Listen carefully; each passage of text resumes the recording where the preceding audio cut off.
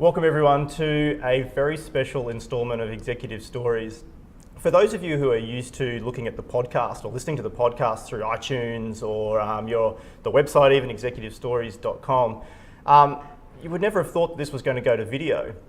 But I had a really cool opportunity arise really recently with the folks at Vmation, who the studio we're at right now. And we thought, let's give live video a go. And Susanne Bransgrove is joining me here for this. That's right. We're not being shot on a handy cam. We're not being shot on an iPhone, which is totally contradictory to what I normally do with my podcast, which is totally bootstrapped. So I feel like we're like in the deluxe mode right now. We're going live to YouTube. It's pretty exciting. Yep.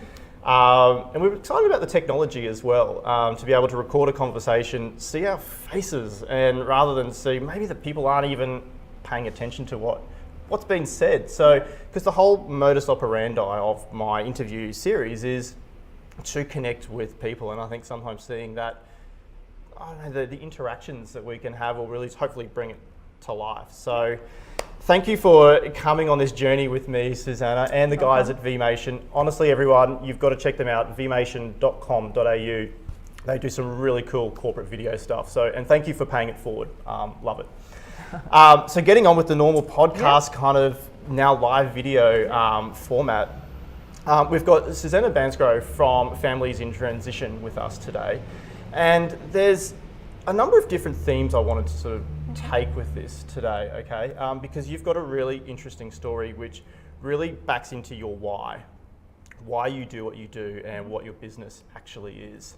So with that in mind, can you just give us like the elevator pitch as to what your business is? And then I want to try and start backtracking a little bit as to how we get to that why a little bit.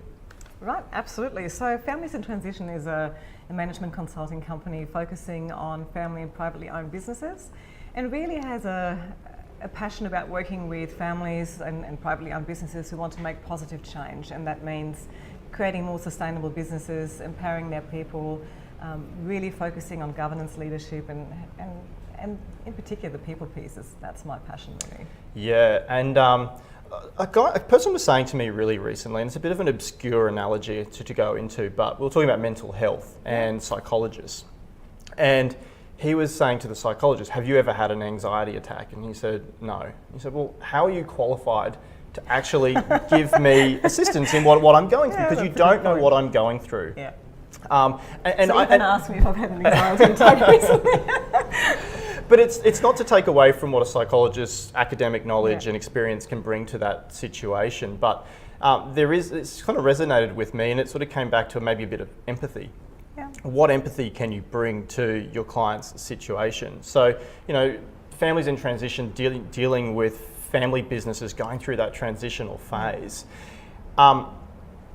You mentioned a big people part of it. So what's your route into being able to show empathy for what they're going through, given that there is this massive people aspect to it? Like, what's your life's experience so far that you draw upon to be able to really give you this niche experience? So I come from a family business. I'm a third generation. And growing up, I didn't really understand the importance of the family business in its community, for the staff, and even from a family history perspective. To give you a bit of background, the company we own, and my grandfather bought this company after the Second World War, so at some point in the 40s. But that business has actually been around for 300 years at that point already, so the business is more than 350 years old and has a history of that length. Now, my grandfather saw an opportunity. He liked the concept of owning one of the oldest businesses in our city, and he built that business through his passion and his understanding of what he was, why he was creating that. And so just to give everyone's context, alluding to time stamping here, 350 years ago, we're not talking about Australia. So I'm from Germany you haul from... So for those people watching and wondering what the weird accent is that I have, I'm originally from Germany, so I sometimes almost forget I've been here for almost 20 years. So my father took over that business. He was groomed to take that business on and had. And what was the business? It's involved in shipping. Unfortunately, it's not container shipping. That would be really great, but it's a niche market around tallying of goods. So it's a control function, which suits my family background really well. Counting things and ordering things. It's wonderful. When I grew up, I knew we had a family business, although I knew we had a business and it was my father's business.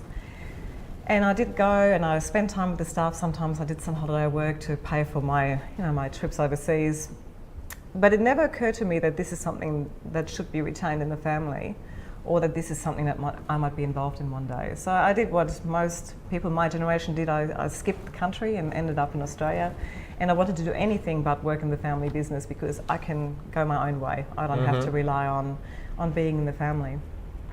And what I started to realise with the work that I've been doing over the last 8 years, it actually connected me back into my own family, and realising also why I operate probably on a different level than people who grow up in a corporate environment do.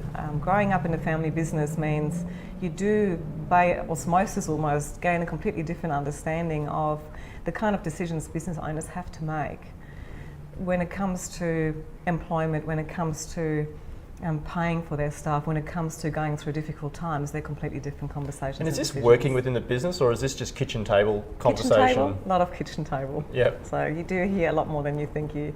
Then you realise at the time, actually, just many years later, did I start reflecting on what I was actually part of as far as conversations about the business are concerned. So I started to realise that I had no knowledge of what the reason behind my grandfather's decision was to actually buy that business, nor did I understand why my father made some of the decisions that he made when it came to his turn to actually take the business on.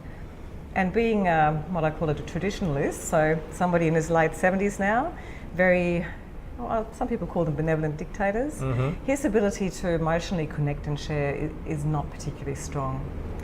And which means that really, as far as transitioning to the next generation, now the third generation, I've got a sister from my dad's side. We really aren't part of that conversation, and it's a battle that I've been fighting with him for 4 years to try to actually get him to understand the importance of involving the next generation in that. And how many siblings do you have? I've got 2 half sisters. Two half siblings? I've got 1 half sister, 1 sister with my dad's on my dad's side of the family. Okay, and so that's sort of led you to have a really good insight as to your own family business. Yeah. What about sort of businesses that you've had before this? Okay. Have they? Who have they been with? How have they evolved? Yeah. So just to give a bit of background where I've started off, I've always had a thing for banking and finance. It's been a real passion of mine. So even when I was still at school, my work experience was in a bank, and as soon as I left school, I went to a bank because I just loved it. Banks are a really good breeding ground for great careers, I think. Yep, absolutely. So I came over here, also started working in a bank here, of course, as well, and went back to university. Yes, I've got a banking and finance degree from Germany. That really didn't help my career here. So I did a double major accounting, which is clearly, me, all numbers. And over time, did I end up finding myself in investment banking. I worked for Macquarie Bank, and the global financial crisis sort of took care of that career in 2008. It took care of a few. It took quite a few. And at the time, I have a feeling when I didn't get my contract renewed in Jersey in 2009 or something, the end of 2009, it was a large part to do with the fact that securitisation just collapsed an entire part of that firm temporarily. Quite likely. Yeah, people who are flying changed. high, we're brought back to reality. Yeah. So I ended up leaving Macquarie not quite voluntarily back in at the back end of 2008. And that sort of forced me to really have a good hard look and reposition where I was at. And I ended up starting a business with my then partner called Amplify Governance.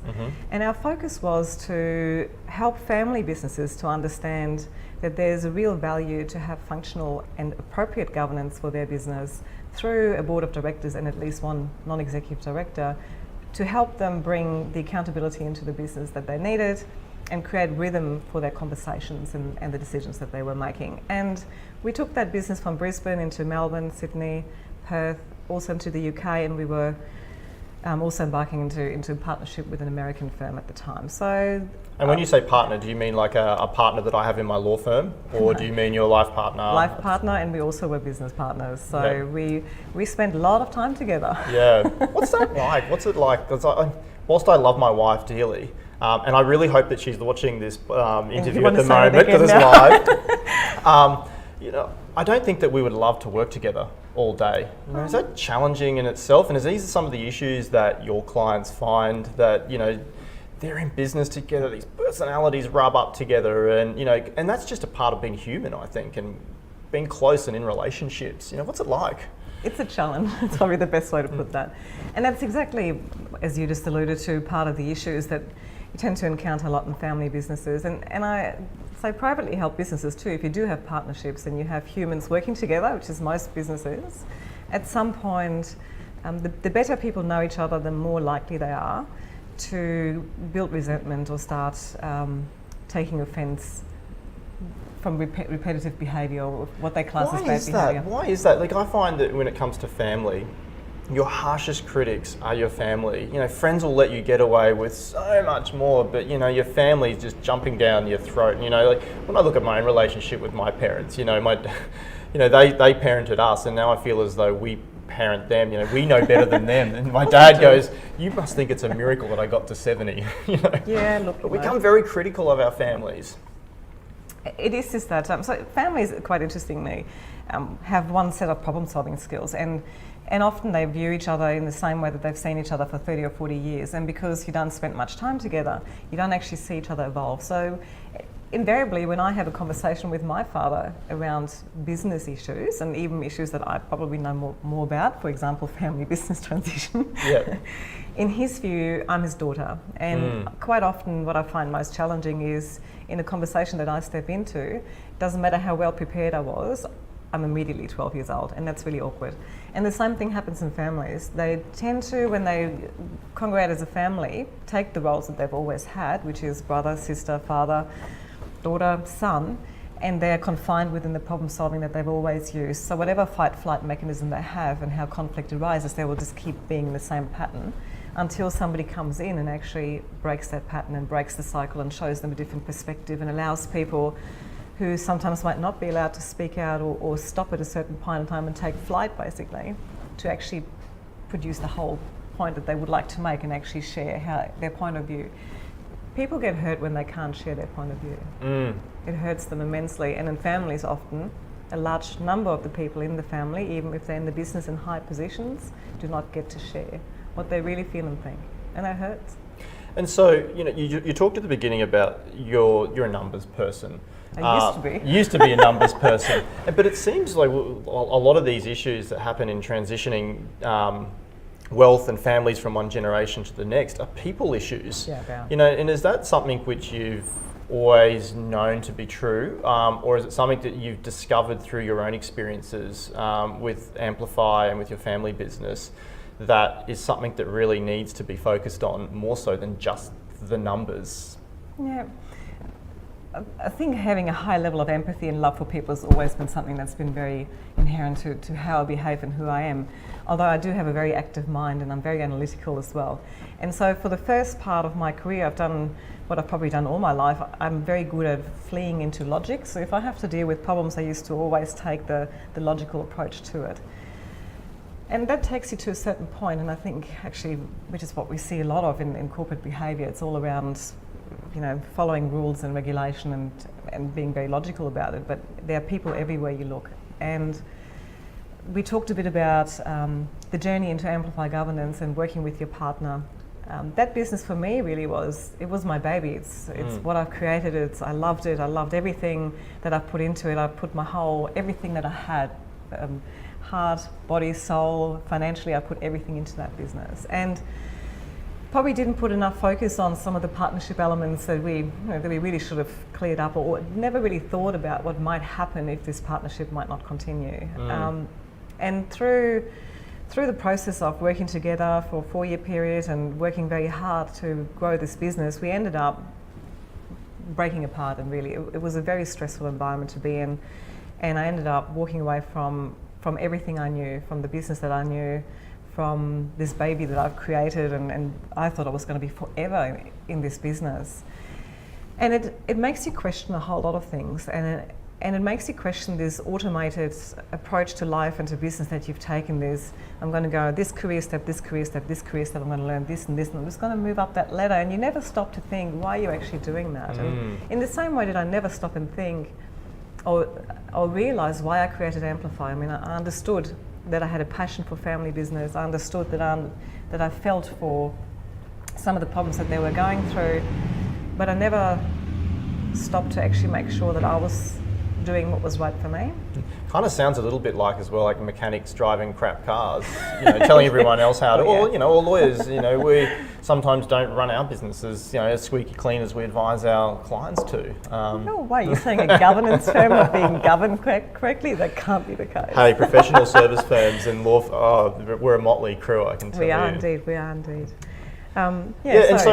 So just looking at that, so you paused after Amplify. It seems as though you reflective moment. That's what kind of happens when the chips are down, and it's hard to build back up again into your current business. Mm-hmm. Have you taken those experiences into this business in a different way? So you currently you don't run the business by yourself. Who do you run it with? Michael Simony. Okay. Which all of a sudden, he did say on Twitter this morning, Michael, I dare say you are watching this now. Now it does make sense as to why you're a big fan. Yeah, and because Michael worked for Davidson for quite a long time for recruitment. Yeah. And I knew he'd gone out on his own, and I didn't know exactly where it was. So now it all makes sense. See, now I'm blushing. I'm just funny. It's like, oh, look, the cat out the bag. We've got a big launch event happening in a few weeks' time, so I probably wasn't supposed to say that. Sorry, Michael. Anyway. Because I had breakfast with Michael not too long before he he went on. He didn't tell you, so he kept the secret, mate. I'm going to be in so much trouble when I come back to the office. But this time, would you go into business with a life partner again, like in families in transition? Would you do that? I think I'm a lot wiser now, so I wouldn't necessarily rule it out. I think it's something to be really careful about, and just to make sure you have your conversations structured correctly, and this is exactly what I tell families. So there's no point trying to have a family conversation at the same time you have a business governance conversation at the same time you're trying to make operational decisions. And that is one of the biggest issues that family and privately held businesses actually do have. And I mentioned before, people are hurt and they build resentment, and they start making assumptions and have unspoken expectations, which are very dangerous the moment they're not heard. And you see a lot on LinkedIn around, leaders who don't give people the chance to talk end up with a lot of people who've got nothing to say. I think it's something along those lines. But it's no more like this. It's even more so the case in the family business when people, or in a partnership, when people have very close emotional links, but they don't give each other the space to honestly and openly articulate what actually matters. And what matters is going to be different to each person in that partnership or in that family. And there's no right or wrong with that. It's just about having some empathy and understanding that whatever position somebody has needs to be heard, and probably will have some relevance either on the family decision making, on the business decision making, or some of the operational components. And so do you find yourself drawing, literally as an example, for your clients, your own personal experiences, hey, this has happened to me, rather than just sort of like, oh, I get it, I read a book about it once. Yeah, I read a book about it, and I get it, but just because people like evidence, they go, like that one, the example I gave earlier about an anxiety attack. Have you ever had an anxiety? Yes or no? Have you? Have you? Yeah. Do you personally know the issues that we're going through? Well, yeah, I do, and you share with people, well, this is what happened to me, and I think that's a great thing that you can do. Do you find yourself doing that regularly? I actually find myself doing that all the time. So there's one part of the story which is that difficulty and pain actually trying to get my own father to come to the table and make a bit of room. And strangely enough, it's not that I'm just sitting here being upset about it. I actually understand some of the barriers that he's hitting. Because you see them with your own clients. Yeah, and I also, so it's actually a bit of, sometimes I learn from my clients, I take it into my family, then I learn from my family, I take it into my clients. It is very therapeutic. So that whole connection and interaction between generations and family members, I actually very much understand what that feels like, and I do take that into that experience into my clients. But equally so, when I mentioned before, having to step out of a business that was going to be my forever business and that I loved so much, and also stepping away without it came to that point where I didn't have a choice, I felt, and I didn't give it much thought apart from I really can't keep doing this. And for the first time in my life did I find myself without a brand, without a title, without a job, without an income, without, all the things that we think define us. I had to step away from all of those. And that is that moment in life when you start realising, where you start thinking about, who am I really? Because it's who you're really which is actually what you give to your clients when you work with them. And it doesn't actually matter the line of work. You need to be authentic in everything you do, and you need to actually be connected what makes you you. And I never had to think about that until that point in time. But do we have to go through a traumatic event for us to have this realisation to get there? Because that's the unfortunate thing sometimes. And I guess, but maybe that's where your business comes in handy for your clients, is to say you don't have to go through what I've been through. There is a path through this transition that doesn't have to end in tears, where you lose your brand, you lose your identity, you lose your baby, because we all get perspective when something crap happens in our lives, and I think we'd all go, geez, I wish I had that perspective without having to go through the crap. And I guess that must be the message which you drive home, is this can end in crap, and I'm trying to help you not get there. I'm trying to give you the perspective without losing the value, losing wealth, because we all see it, one generation makes the money, the next one kind of grows it a bit, and then the next one loses it all quite often. And there is a very good reason for that. Because when you start getting to the third generation, people always look at it, because I'm third generation, where's my chance to blow the money, is all I'm saying here, right? Part of that is first and second generation actually grow up under the same roof, and they do share the same values, and it makes connecting and making decisions together a whole lot easier, because you just have that common ground. You'll still have 20% differences, and some people let the differences define them, which is my job, coming in and actually getting them to focus on the 80%. But by the time you get to the third generation, you add the in-law element, and you end up with cousins in separate households. And if you don't start putting a lot of time and effort and love into connecting that generation up and giving them some insight into what has started this journey and what the legacy is and what the values are the family carries, how important their community is for them, why they care so much about their staff, and what the bigger purpose or the higher purpose or the why, you talk about why before. Business isn't just there to make money. There's always more behind a family business than just money. And if you don't start sharing that with the generations to come, then you have a much higher chance to lose them, because money doesn't connect people. It doesn't. It doesn't connect people. It is. People think that it does, and up to a point, but it's temporary, or. Yeah, it's temporary. So how have you found? You said you lost your brand, a bit of your identity. Yep. A few years on now, what have you done to? Well, what have you taken away from that in sense of your sense of self? Do you sort of have more outside interests? Do you have more balance in your life to realise that I don't want this business to be my be all and end all? I stuffed it up once before. It was hard. Have you made changes in your life personally? I'm much more aware of what's important to me. So you talk about some of the growth you have to go through, so through adversity, and that's really one. You talk about, do we have to go through hardship? We sometimes say, well, in many cases, it's the tough times that define us, because we don't grow in comfort. This is the reality of it. So I had to do a bit of digging through that who am I kind of process, and I have a lot more strength in understanding and following my path and making decisions around who I want to work with and how I want to work and what matters to me. I have a lot more energy to give to my business and my clients, because I love what I do. I'm so clear now on how I position and how I work with people that it's just an absolute joy. But one of the interesting things too is when you find yourself in that position, you lose your fear. Where before you're always scared of losing your brand, losing your bonus, losing your title, losing this. There's always that fear element that drives everything. Once you've sort of gone through hard times and you're still alive and you're still okay. A bit liberating. You lose that fear, and that gives me sometimes a bit of a very opinionated approach on some things. No, that's not quite it. But it just means I'm not constantly worried about whether this is going to work or that's going to work. I know intuitively exactly where I'm going and where the business is going to go and what I'm trying to do. And I'm not fearful of what other people think or or some of the external circumstances that most people tend to worry so much about. And that's a nice position to be in. And so what are your plans for the future? You know, teamed up with Mike, Well, apart from the fact that it's not official, but do you have visions to grow this into something very big, or is it going to stay highly personal?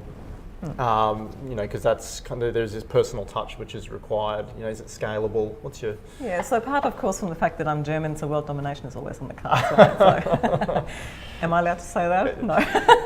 I was kidding about that. It never worked really well for us. There was a big part of building... I love that you just create... like, I'm normally the king of inappropriate sometimes. Not that that was inappropriate, but I just love the fact that you don't care. That's fantastic. There was a time when I was building Families in Transition where I felt that it was just such a beautiful rhythm that I had. So I worked with some beautiful clients, I make a difference and really are immersed in their family, in their business, and they do very much trust me to help them with the journey that they're on. And I kept feeling that just wasn't enough, and it's nothing to do with me really as such, but we have a huge issue in Australia as well as in other countries with these baby boomers and people the age of, like, so that's sort of the first generation, coming to a point where they have to do something. And they've never really made much room for anybody else in their business, and they've never gone through transition or any decision making to bring somebody else into the business or empower the next generation really around that. And the problem is such a large one, and there's so few people really working in this space that it became really clear that just working with a few clients a year and just having clients for a long time is probably not going to fulfill my desire to create positive change for the family business sector as a whole, and spend time to educate and empower them to understand what decisions that they have to make and the path they should be on to give their business and the next generations the best chance to grow together and to actually survive that. So the plans for the new business for our business are very much around increasing our reach and scaling it. More touch points. Yep, not ever to actually lose that person, that real, the values that we have, but more so to just give more families the chance to survive this, because family businesses really are the backbone of our economy. They are the ones who are passionate about various charities or their community. They're the ones who support the local rugby team or the children's library or whatever it is that they're getting themselves into, that they're really passionate about. That's so true, and it's nice that you remind us all about that, because you know, we are a community, and that's the reality of the people who, you know, the backbone, you know, of our economy. And they are. Yeah. And they care so much. And when you talk about the kind of decisions that I was part of, just at the kid, not that I was ever asked for my opinion, not that I would have had one at that point in time, but certainly listening into some of the decisions my father had to go through around, well, we've got this lady and she's going to go on maternity leave, and what is it going to mean for our business, and how do we afford a replacement? Can we afford a replacement because she's going to come back? And they're completely different decisions family business owners have to make for their own family and for other families. They're always very cognizant of the fact that whatever decision they make, they're going to be impacting people's lives, and we need to support them through that. And you know, quite often when you've got family businesses who experience some pain points, and you get people coming in saying, well, you have to cut 10 staff loose, and it's a very cold decision because in corporate you can make cold calls that way. Yep. But if you don't understand that those 10 staff were the ones who 5 years ago took a pay cut or were paid late and helped the business get through a difficult patch, and without them the business might not have survived, how do you help the business owner how do you help the family get through that? Yep. So you can sort of see family business complexities will require completely different insight and support than just a cold hard process would ever be able to give them. And we are going through the biggest change period this country has ever seen. It sounds like an engaging business, one where you really get to feel your clients, Yes. you know, what they're going through. Sounds fascinating to me. All the best for the future. Thank you so much. If people want to get a hold of you, where do they find you? Apart from on LinkedIn, of course. LinkedIn. At the moment, www.familiesintransition.com.au. But And for people, Susanne, it's an E that's pronounced an A at the end, in case you can't find her on LinkedIn. Yeah, so SUSANNE. Yes. That's right. Wonderful. And everyone, if you need to find me, please reach out. LinkedIn, as usual. Twitter, big fan of that as well, or the Clark Can website. Susanne. Thank you. Thank you very much. Thank you so much for that. And thank you for tuning in, everyone. Thank you.